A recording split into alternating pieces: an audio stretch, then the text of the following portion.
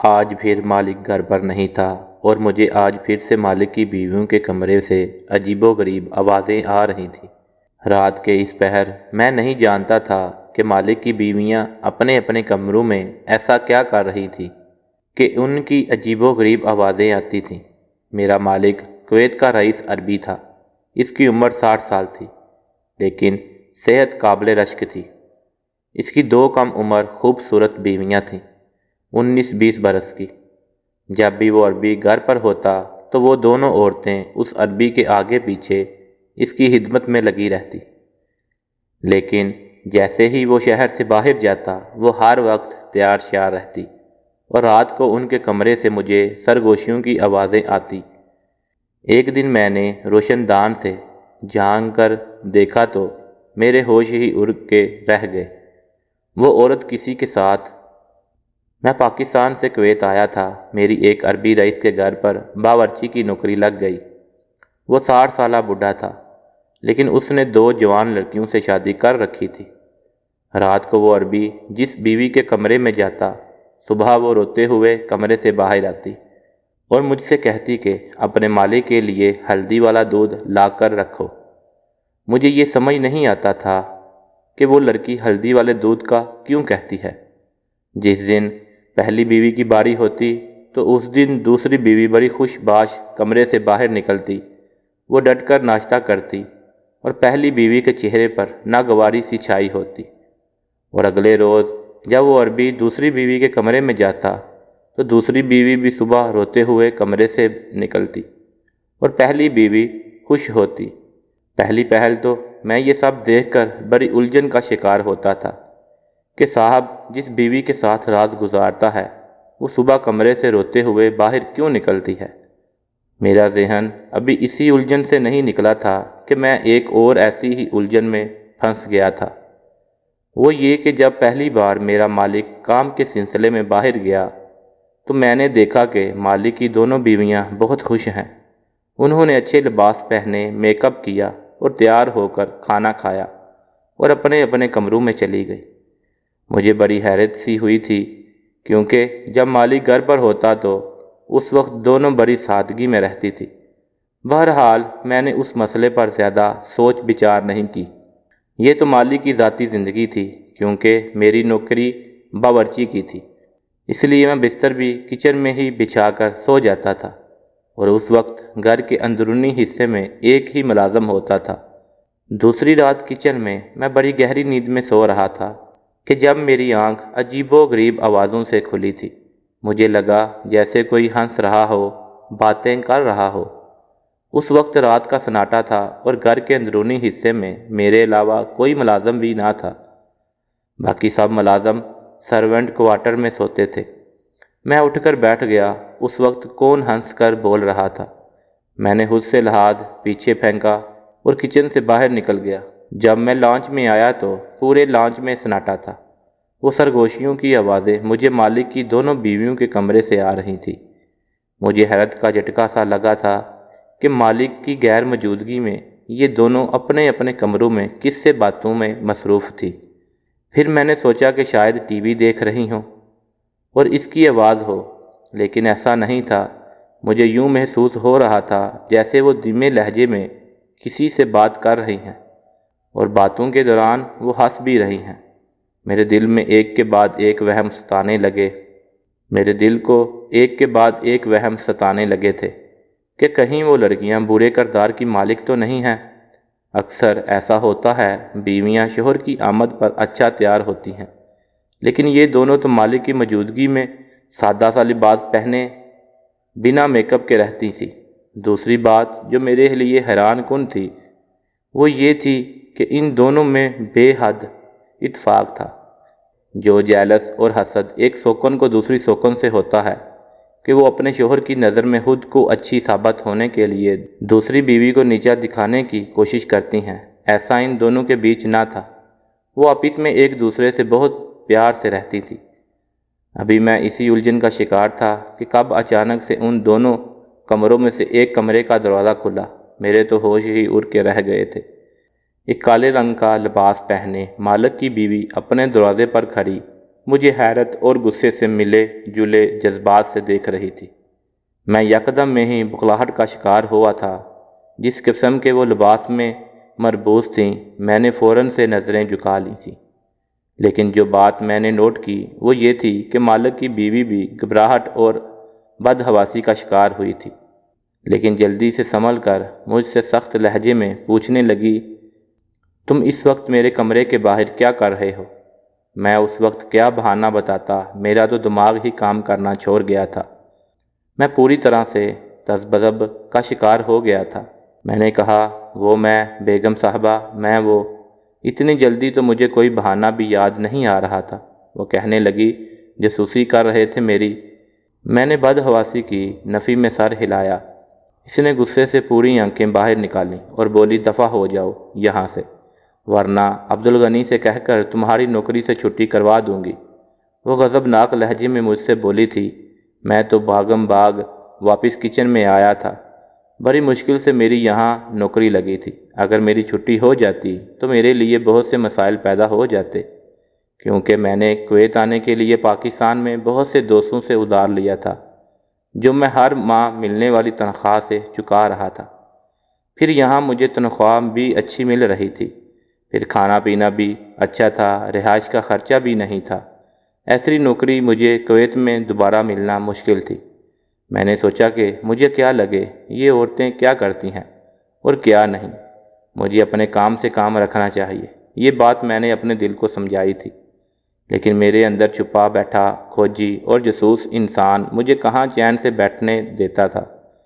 اگلے روز مالک واپس آ گئے۔ ان کی دونوں بیویاں سادہ لباس پہنے سر لپیٹے بیٹھی تھیں، جیسے بہت نیک پارسا ہوں۔ مالک ان دونوں کے لیے بے تحاش تحفے لائے تھے۔ وہ دونوں ہی بہت خوش تھیں۔ مالک نے ایک پیکٹ میری طرف بھی بڑھا دیا، کہنے لگے، اس میں تمہارے لیے نئے کپڑے ہیں، تم پہن لینا۔ مالک صاحب ملازمین کا بہت خیال رکھتے تھے۔ ایک بار مجھ سے کہنے لگے کہ چائے بنا کر لان میں لے آؤ۔ میں نے چائے بنائی اور باہر کے باغیچے میں رکھ دی۔ وہ مجھ سے کہنے لگے کہ تم بھی یہیں بیٹھ جاؤ، مجھے تم سے کچھ ضروری بات کرنی ہے۔ میں مالک کی کرسی کی دائیں جانب گھاس پر ہی بیٹھ گیا۔ کندھے پر رکھے رومال سے پسینہ پہنچا اور مجھ سے کہنے لگے، تم بہت ہی ایماندار نوجوان لگتے ہو اور مجھے نمک حلال لوگ بہت پسند ہیں، اور یہ ملازم کا فرض ہے کہ وہ مالک کے ساتھ وفا کرے۔ میں نے کہا، جی مالک، یہ بات تو سچ ہے۔ انہوں نے چائے کا کپ پکڑا اور چسکیاں بھرنے لگے، پھر ایک کھوجتی ہوئی نظر مجھ پر ڈالی، کہنے لگے، مجھے نمک حرام ملازم اور بے وفا بیوی سے شدید نفرت ہے۔ نہ جانے ان کے لہجے میں ایسا کیا تھا کہ میں ٹھٹک کر رہ گیا۔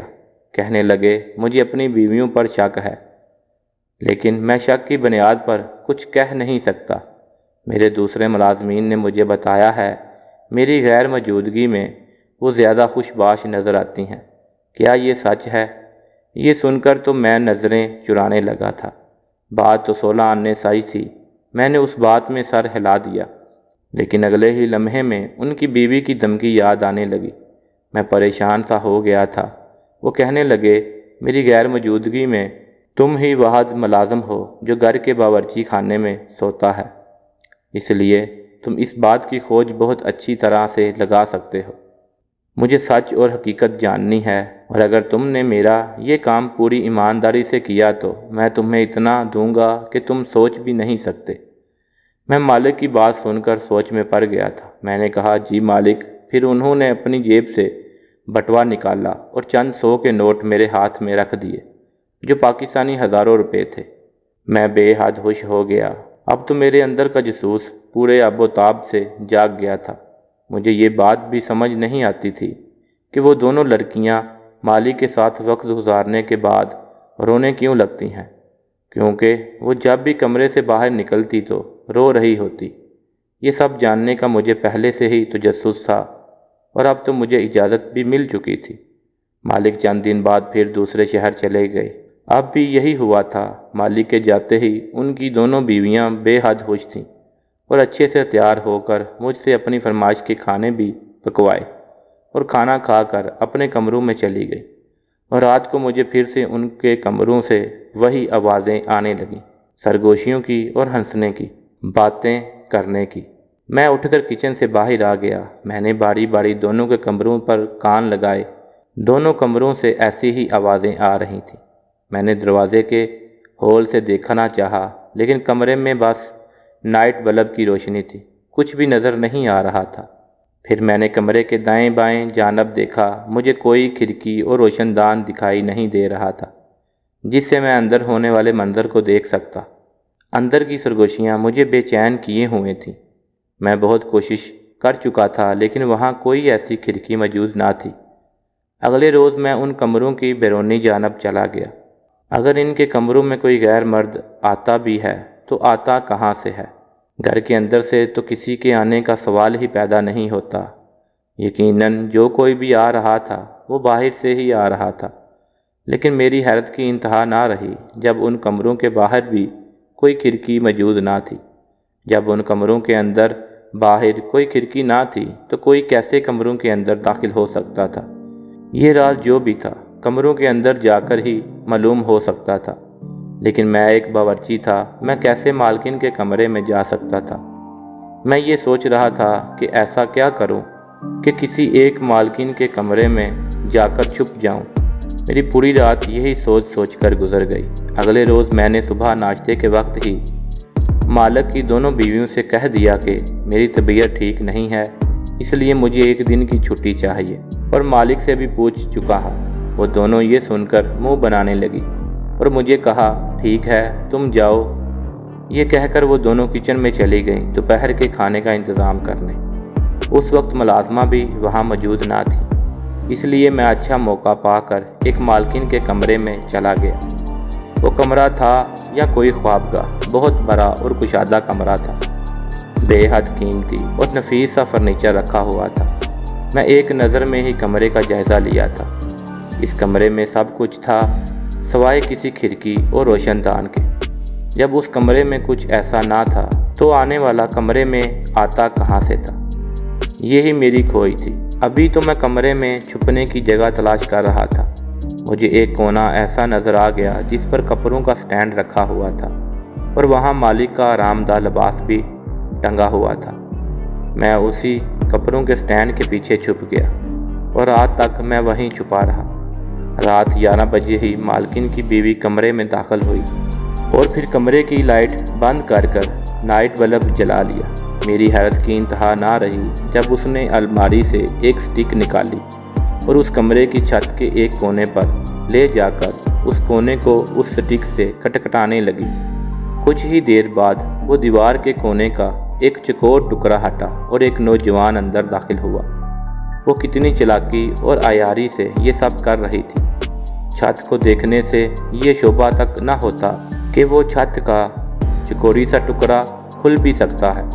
جیسے ہی وہ نوجوان اندر داخل ہوا، مالکن بڑی خوش ہو گئی۔ اس سے پہلے کہ وہ کچھ غلط کاری شروع کرتے، میں اس کپڑوں کے سٹینڈ کو ہٹا کر باہر نکل آیا۔ کمرے میں اندھیرا تھا، وہ مجھے دیکھ نہیں پائے۔ میں نے کمرے کا دروازہ کھولا اور شور مچا دیا۔ تمام ملازمین جمع ہو گئے تھے۔ برابر والا کمرہ بھی کھل گیا۔ ملازمین نے ان لڑکوں کو بھی پکڑ لیا۔ مالک کو بھی خبر ہو گئی۔ وہ لڑکیاں صرف دولت کے لالچ میں اس رئیس عربی کی بیویاں بنی ہوئی تھیں اور اس کی غیر موجودگی میں غیر لڑکوں کو بلاتی تھی، لیکن کمرے میں کھڑکی نہ ہونے کی وجہ سے ان کے خلاف کوئی ثبوت نہ تھا۔ مالک نے ان دونوں لڑکوں کو پولیس کے حوالے کر دیا اور بیویوں کو بھیج دیا، اور مجھے انعام میں اچھی رقم بھی دی گئی۔